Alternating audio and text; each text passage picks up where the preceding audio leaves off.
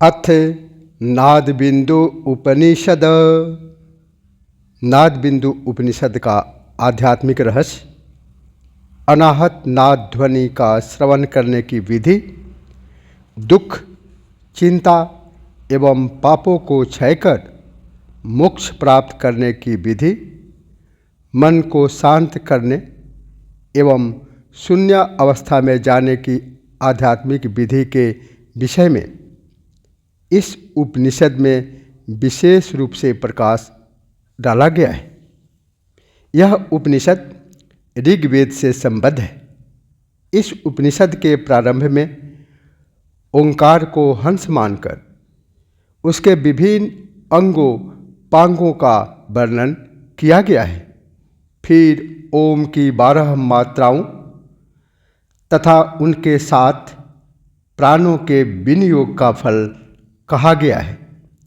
योग युक्त साधक की स्थिति तथा ज्ञानी के प्रारब्ध कर्मों के क्षय का वर्णन करते हुए नाद के अनेक प्रकार तथा नाद अनुसंधान साधना का स्वरूप समझाया गया है। अंत में मन के प्रभावित होने, मन के लय होने तथा मनोलय की स्थिति का वर्णन किया गया है। नाद बिंदु का उपनिषद का शुभारंभ इस प्रकार होता है। अथ प्रथम श्लोकः ओम ओंकारो दक्षिणः पक्षः ऊकारस्तुतरस्मितः मकारं पोच्छमित्याहो रर्धमात्रा तुमस्तकम्। ओंकार रूप हंस का आकार दक्षिण पक्ष दाहिना पंख तथा उकार उत्तर पक्ष बायां पंख कहा गया है। उसकी पूँछ ही मकार है और अर्धमात्रा ही उसका शीर्ष भाग है। पादादिकं गुणास्तस्य शरीरं तत्तमुच्यते धर्मो अस्य दक्षिणं चक्षुः अधर्मो अथो परस्मितः। उस ओंकार रूप हंस के दोनों पैर रजोगुण एवं तमोगुण है और उसका शरीर सतोगुण कहा गया है। धर्म उसका दक्षिण चक्षु है और अधर्म बायां चक्षु नेत्र कहा गया है। भूर्लोकः पादयोस्तस्य भुवर्लोकस्तु जानुनिः सुवर्लोको कटिदेशे नाभिदेशे महज्जगत्। उस हंस के ओंकार रूपी हंस के दोनों पैरों में भूः अर्थात पृथ्वी लोक स्थित है। उसकी जंघाओं में भुवः अर्थात अंतरिक्ष लोक केंद्रित है। स्वः अर्थात स्वर्ग लोक ऊर्ध्वलोक उसके कटि प्रदेश तथा महलोक उसके नाभि प्रदेश में स्थित है। जनो लोकस्तु हि देशे कंठे लोकस्तपस्ततः भ्रुवोर्ललाट मध्ये तो सत्यलोको व्यवस्थितः। उसके हृदय स्थल में जनलोक और कंठ प्रदेश में तपोलोक विद्यमान है। ललाट और भौहों के मध्य में सत्यलोक स्थित है। सहस्रार्मतिवात्र मंत्र एव प्रदर्शितः एवमेतां समारूढ़ो हंस योग विचक्षणः। इस प्रकार से वर्णित सहस्राव अवयव युक्त प्राण स्वरूप हंस पर आसीन होकर कर्मानुष्ठान ध्यान आदि में रत हंस रूपी योगी विचक्षण पुरुष ओंकार की श्रेष्ठ विधि से मनन व चिंतन करता हुआ सहस्त्रों करोड़ों पापों से निवृत्त होकर मोक्ष पद को प्राप्त कर लेता है। ओंकार के देवता अग्नि है, उसका स्वरूप भी अग्नि मंडल जैसा है। अकार नामक प्रणव की प्रथम मात्रा आग्नेयी कही गई है और उकार नामक द्वितीय मात्रा वायव्या कही गई है। इस वायव्या के देवता वायु है और यह वायुमंडल के भांति रंग रूप वाली है। भानुमंडल संकाशा भवेन मात्रा तथोतरः परमाचार्धमात्राया वारुणीं तम विदुर्बुधः। तत्पश्चात मकार नामक इस तृतीया मात्रा सूर्य मंडल के समतुल्य है। इस मात्रा के देवता सूर्य हैं तथा चतुर्थ मात्रा अर्ध मात्रा के रूप में वारुणी कही गई है। इस वारुणी के देवता वरुण देव हैं। कालत्रयेपि यस्येमा मात्रा नूनम प्रतिष्ठितः एष ओंकार आख्यातो धारणाभिर्निबोधतः। इस उपर्युक्त चारों मात्राओं में से हर एक मात्रा तीन तीन काल अथवा कला रूप है। इस प्रकार ओंकार को 12 कलाओं से युक्त कहा गया है।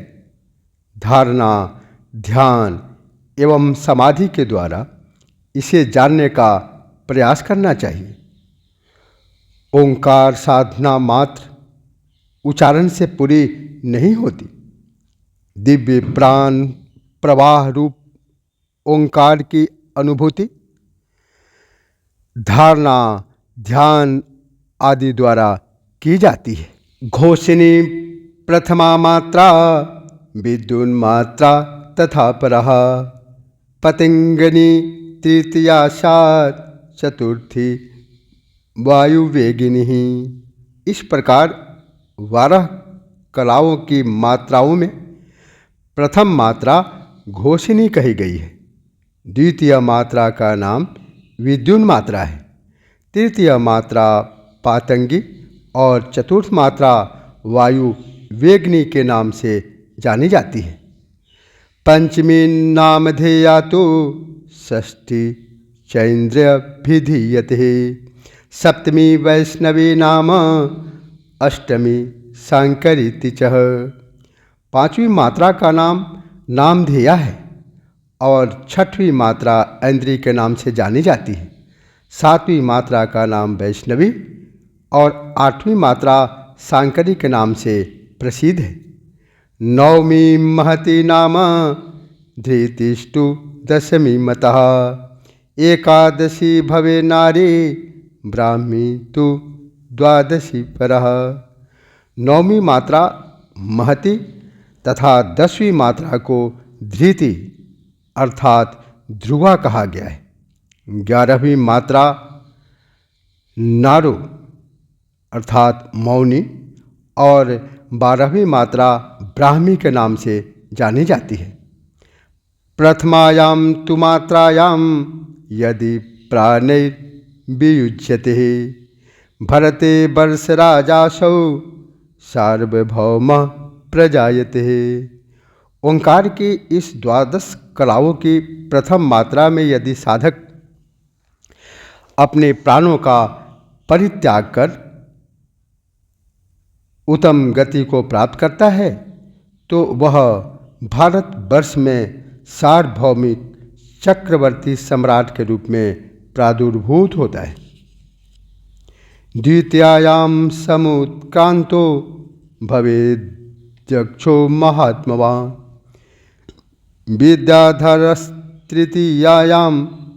गांधर्वस्तु चतुर्थिकः।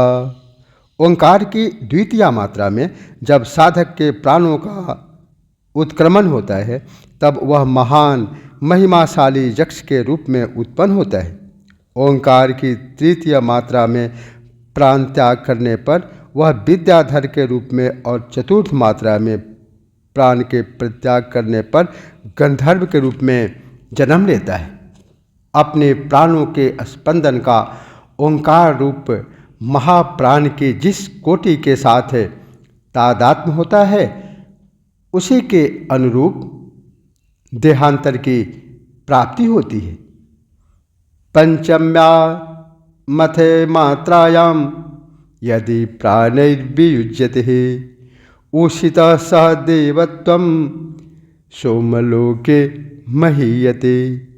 यदि पांचवी मात्रा में उस साधक के प्राणों का उत्क्रमण होता है तो वह तुषित नामक देवों के साथ निवास करता हुआ चंद्रलोक में सम्मानित होता है।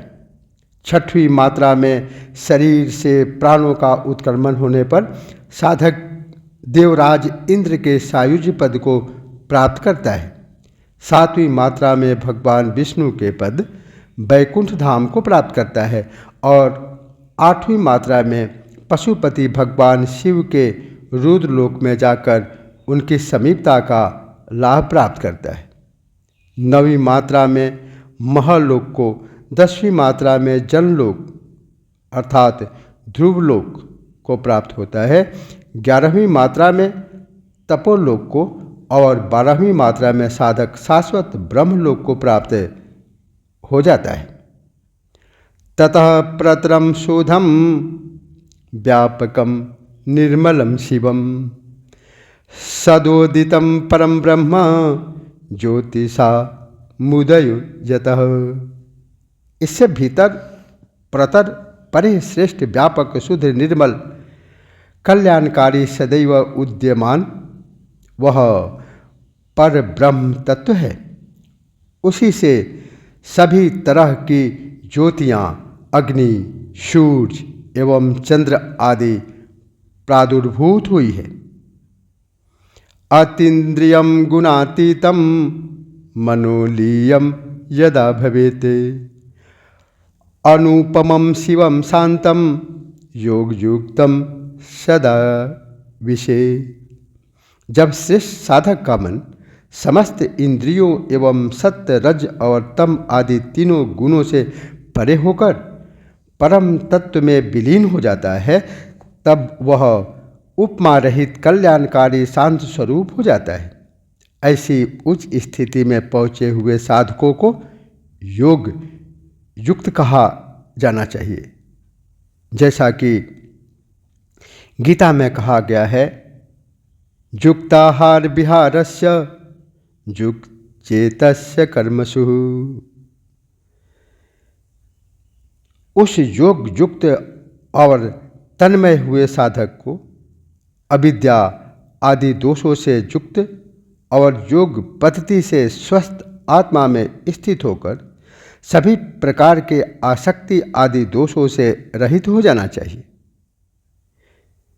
इस प्रकार उस साधक के समस्त सांसारिक बंधनों का समन क्षय हो जाता है। वह निर्मल कैवल्य पद को प्राप्त कर स्वयं ही परमात्म स्वरूप हो जाता है। वह ब्रह्म भाव से परम आनंद को प्राप्त करके असीम आनंद का अनुभूति करता है।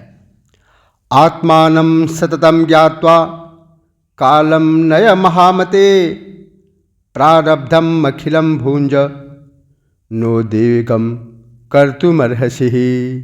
हे ज्ञानवान पुरुष, तुम सतत प्रयत्न करते हुए आत्मा के स्वरूप को समझने का प्रयास करो। उसी के सचिंतन में अपने समय को लगाओ।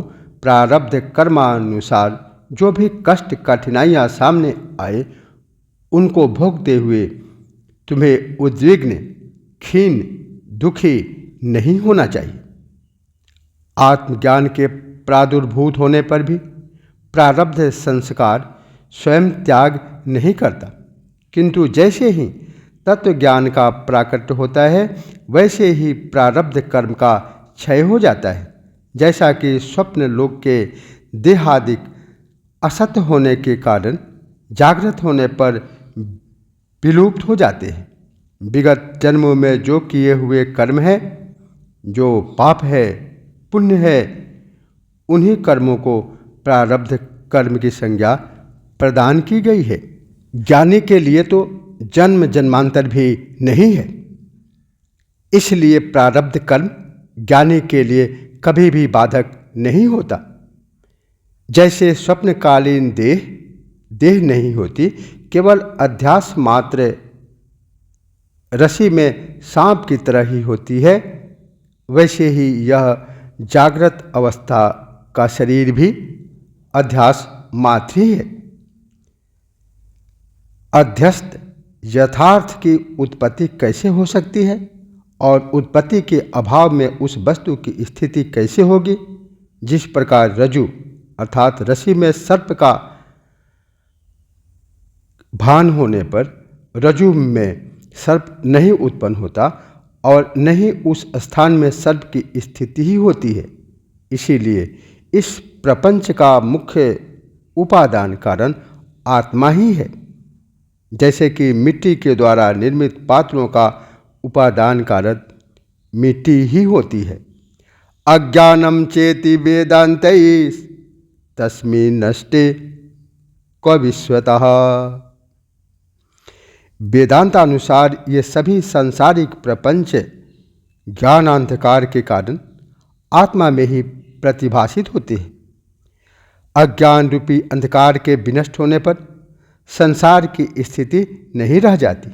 जिस तरह भ्रम बुद्धि से ग्रस्त मनुष्य रज्जु बुद्धि का परित्याग कर उसे सर्प बुद्धि से ग्रहण करता है, अर्थात रस्सी को सर्प समझने लगता है, इसी तरह अज्ञानी मूढ़ मनुष्य सत्य आत्मा का ज्ञान बोध न होने के कारण इस भ्रम बुद्धि बन सांसारिक प्रपंच का अवलोकन करता है। जब मनुष्य ठीक तरह से उस रस्सी को पहचान लेता है तो पूर्व में दृष्टिगोचर होने वाले सर्प की भावना नहीं रह जाती।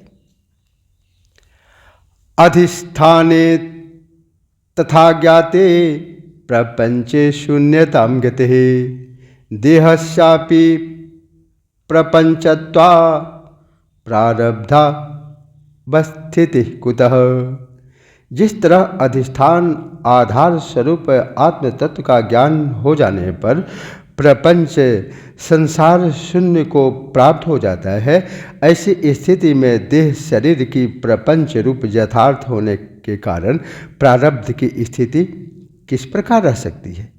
अज्ञान से ग्रसित लोगों को बोध कराने के लिए प्रारब्ध कर्म की बात कही गई है। तदनंतर काल बस ही सांसारिक प्रारब्ध कर्मों का विनाश हो जाता है। तत्पश्चात प्रारब्ध कर्मों के समाप्त होने पर ओंकार स्वरूप ब्रह्म की आत्मा के साथ एकता के चिंतन से नाद रूप में स्वयं प्रकाशमान शिव के कल्याणकारी स्वरूप पर ब्रह्म का प्रादुर्भाव उसी प्रकार हो जाता है जिस प्रकार बादलों के हट जाने पर भगवान भास्कर प्रकाशित हो जाते हैं। सीधासने स्थितो योगी मुद्रां संधाय वैष्णवीं श्रृणुयाम दक्षिणे कर्णे नादमंतर्गतम सदा। योगी साधक को सीधासन में बैठने के पश्चात वैष्णवी मुद्रा धारण करनी चाहिए। तदनंतर दाहिने कान के अंदर उठते हुए नाद अनाहत ध्वनि का सतत श्रवण करना चाहिए। बाएं पैर की एड़ी से गुदास्थान को तथा दाहिने पैर से जननेंद्रिय मूल को दबाकर शरीर को सीधा रखकर त्रिबंध, मूल, जलंधर, उदयान लगाने को सीधासन कहा गया है तथा अपलक नेत्रों से बाह्य दृष्टि को अंतर्लक्ष्य करके, अपलक का अर्थ है पलक न झपके, भ्रीकुटी के मध्य में देखना वैष्णवी मुद्रा कहलाती है। अभ्यस्यमानो नादोऽयं बाह्यमा वृणुते ध्वनिः पक्षाद्विपक्षमखिलं जित्वा तुर्य पदम व्रजेत। इस प्रकार नाद का किया गया अभ्यास बाह्य ध्वनियों को आवृत कर लेता है। इस तरह योगी साधक दोनों पक्षों अकार और मकार को जीतकर क्रमशः संपूर्ण ओंकार को शनैः शनैः आत्मसात कर तुर्यावस्था को प्राप्त कर लेता है। श्रूयते प्रथमाभ्यासे नादो नानाविधो महान् वर्धमाने तथाभ्यासे श्रूयते सूक्ष्म सूक्ष्मतः। अभ्यास की प्रारंभिक अवस्था में यह महान नाद अनाहत ध्वनि विभिन्न तरह से सुनाई देता है। इसके अनंतर जब अभ्यास अधिक बढ़ जाता है तब उसके सूक्ष्म अति सूक्ष्म रूप सुनाई पड़ने लगते हैं। आदौ जलधि जीमूत भेरी निर्झर संभव मध्ये मर्दल शब्दाभो घंटा काहल जस्तथा अन्ते तो किंकिनी बंशी नाभ्रमरणि स्वनः इति नाना विधा नादः श्रूयते सूक्ष्म सूक्ष्मतः। इस नाद की ध्वनि प्रारंभिक काल में समुद्र, मेघ, भेरी तथा झरनों से उत्पन्न ध्वनि के समान सुनाई देती है। इसके बाद बीच की अवस्था मध्यमा अवस्था में मृदंग, घंटे और नगारे की भांति यह ध्वनि सुनाई पड़ती है। अंत में अर्थात उत्तरावस्था में किंकिनी, बंसी, बीना एवं भ्रमर की ध्वनि के समान मधुर नाद ध्वनि सुनाई पड़ती है। इस प्रकार सूक्ष्माति सूक्ष्म होते हुए नाना प्रकार के नाद सुनाई पड़ते हैं। महति श्रूयमाने तो महाभेर्जादि कध्वनुः तत्र सूक्ष्मं सूक्ष्मतरं नाद मेव परा मृषेत। निरंतर नाद का अभ्यास करते हुए जब भेरी आदि की ध्वनि आवाज़ तेजी से सुनाई पड़ने लगे तब उसमें भी सूक्ष्म से भी सूक्ष्मतर नाद के सुनने का विचार करना चाहिए। नाद में रुचि रखने वाले साधक को चाहिए कि वह घन नाद को छोड़कर सूक्ष्म नाद, मंद ध्वनि या फिर सूक्ष्म नाद का परित्याग करके घन नाद में मन को केंद्रित करे। अन्यत्र और कहीं भी इधर उधर मन को भ्रमित न होने दे। जत कुत्रापि वा नादे लगति प्रथमं मनः तत् तत्र स्थिरीभूत्वा तेन सार्धं विलीयते। साधक का मन सर्वप्रथम जहाँ कहीं किसी भी सूक्ष्म, अति मंद अथवा घन नाद, अभेद ध्वनि में लगता है उसको मन को वही केंद्रित करना चाहिए। ऐसा करने से वह चित्त स्वयमेव तन्मय विलीन होने लगता है। विस्मृत्य सकलं बाह्यं नादे दुग्धाम्बुवन्मत्नः एकी भूयाथ सहसा चिदाकाशे विलीयते। साधक का मन सभी सांसारिक बाह्य प्रपंचों से विस्मृत होकर दूध में मिश्रित जल की भांति नाद ध्वनि के एकीभूत हो जाता है। इस प्रकार वह मन नाद के साथ अकस्मात ही चिदाकाश में स्वयं को विलय कर लेता है। चिदाकाश माकाश वासं भजोहम। उदासीनस्ततो भूत्वा सदाभ्यासेन संयमिः उन्मनिकारकं सद्यो नादमेवा बधारयते। संयमी पुरुष को चाहिए कि नाद श्रवण से भिन्न विषयों, वासनाओं को उपेक्षित करके सतत अभ्यास द्वारा मन को तत्क्षण ही उस नाद में नियोजित करे और सदैव चिंतन के द्वारा उसी में रमन करता रहे। योगी साधक को चाहिए कि सतत चिंतन करते हुए समस्त चिंताओं का परित्याग कर सभी तरह की चेष्टाओं से मन को हटाकर उस नाद का ही अनुसंधान, श्रवण, मनन, चिंतन करें, क्योंकि चिंतन द्वारा सहज ही चित्त का नाद में लय हो जाता है। मकरंदम पिबन भृंगो गंधानापेक्षते यथा नादा संयुक्तम सदाचितम विषयम नहीं कांक्षति। जिस प्रकार भ्रमर फूलों का रस ग्रहण करता हुआ पुष्पों के गंध की अपेक्षा नहीं रखता है, ठीक वैसे ही सतत नाद में लीन रहने वाला चित्त विषय वासना आदि की आकांक्षा नहीं करता है। यह चित्त रूपी अंतरंग भुजंग सर्पनाद को सुनने के पश्चात उस सुंदर नाद की गंध से आबद्ध हो जाता है और तत्क्षण ही सभी तरह की चपलताओं का परित्याग कर देता है। तदनंतर वह मन विश्व सांसारिकता को विस्मृत करके तथा एकाग्रता को धारण करके विश्व में इधर उधर कहीं भी नहीं दौड़ता है।